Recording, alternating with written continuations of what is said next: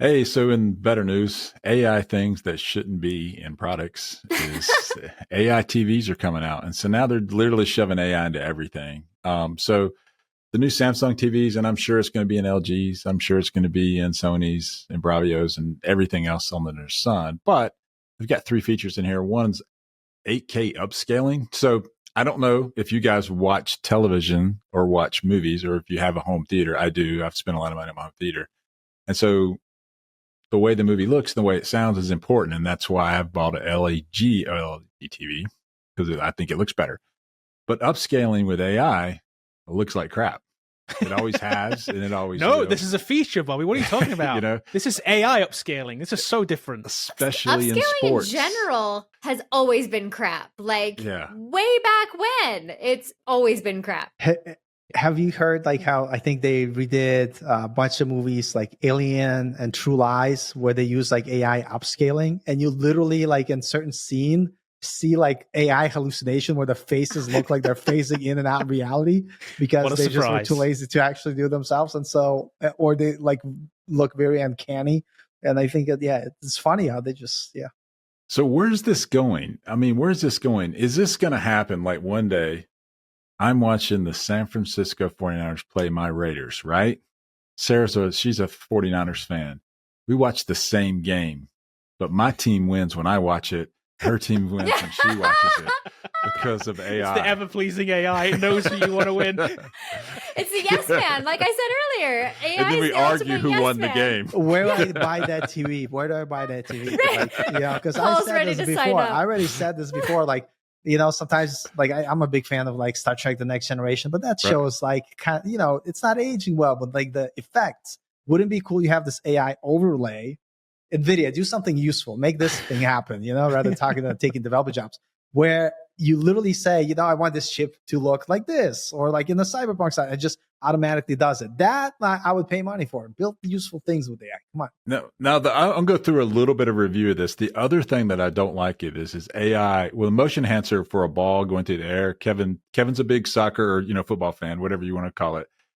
This is terrible. Don't do this to the ball. This is just this. I mean, okay, so this is an extension of what happens right now, right? When you buy a TV, and we've been buying these for the past, I don't know, at least it's been in TVs for the last probably even decade, even maybe a little bit less than that. But there's this thing like motion smoothing, motion, whatever you want to call it. It's on TVs right now, right? This is just the 8K version of that, or the AI version of that. It's the same thing. First thing I do when I get a new TV, I turn that off. It is the worst feature. So all it does is it takes this frame and this frame, and it says, oh, I can shove more frames in the middle there. And it makes them up. And it's not real. And that's where you get that soap opera effect, right, on TV. Yeah. Some people love it. I hate that. No, it needs to have some softness to it. You don't need a crystal clear fake image. Right. The worst feature, though, let me give you the worst feature is the sound. So, this is the worst thing ever. So, I don't know if you've ever turned vocal enhancer on. Now, if you're hard of hearing, like my parents are, and if you're listening, sorry, mom and dad, they turn this on because when they hear a movie, they can't hear the voices anymore. And so they turn it up louder, but then the background gets louder.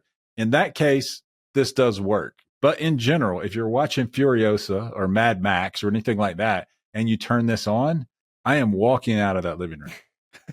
We're not watching it that way. It's terrible. Suddenly the music was intended to invoke emotion is way in the background. And then the special effects are way in the background. And then all you hear is the people yelling at you from in front of the screen. You're just like, that's not what it sounds like. There actually is a plane in the background. It doesn't need to be pushed way in the back. I would turn this off too. I think this is really bad. And then the other one is the made up surround sound, which is the next feature down there where they're saying, hey, you could hear this movie and you can hear what the character would hear in the movie. And it's like, well, no, the movie was cut with 7.1 and these things are placed for a reason. And they spent, $20 million doing it. So why would you change it? Samsung, you know better than. So does this add in actual fake sounds, or does it take sounds that are in the original mix it's and trying just to move place them? Okay. I don't think, I don't know. I haven't heard it yet, but just saying that. There's no way it knows though, it's right? Changing the mix. So what's interesting to me is one of the big problems that, and I have a huge problem with services that were like VidAngel, right? So like VidAngel goes through and like takes out the like bad stuff, right? Like, right. And I'm a religious person, but I like Deadpool just like the other person, right? So I have been always against products like VidAngels. I'm like, that is not the product that the creators created, right? Like you are changing it and now it's not their work, right? Like it's completely different than what their vision was, their creative person. Wouldn't this be the same kind of thing? Like where this isn't their work. Like I don't understand how Hollywood could even like be on board with this. And, well, that's because they want to replace actors completely, so they don't have to pay anybody money. What are you talking about? Of course, they know what they're doing. The issue, exactly to your point, Sarah. Like I was going to say, is that it becomes like you're literally living in a matrix because everything, digital media or anything you interact with, somehow either enhance or in the future is going to be completely replaced. Like one ad I saw on Instagram, I don't know why I'm still on Instagram, where it's literally a photo thing where it makes you look fit. I'm like, I don't want to look fit. I want to actually be fit. Because like, check out my picture with the 6-pack I got. It's like, I look at the mirror, it's like, I don't have a 6-pack in my life. Like, what the hell's going on? But no, 8K upscaling. There we go. 8K upscale, you know what I'm saying? Like, make it look better. But the point is like, but you're not better. Right. Like, you're still the same person. It's like, and so like, I think like we need to keep reality for what it is so we could enjoy like, and this is why I think like at some point this gonna get tiresome because like we're gonna, as human beings, we're gonna know that, okay, this is highly, maybe like I'm being too optimistic, be like, this is highly unnatural because it's perfect in every possible way.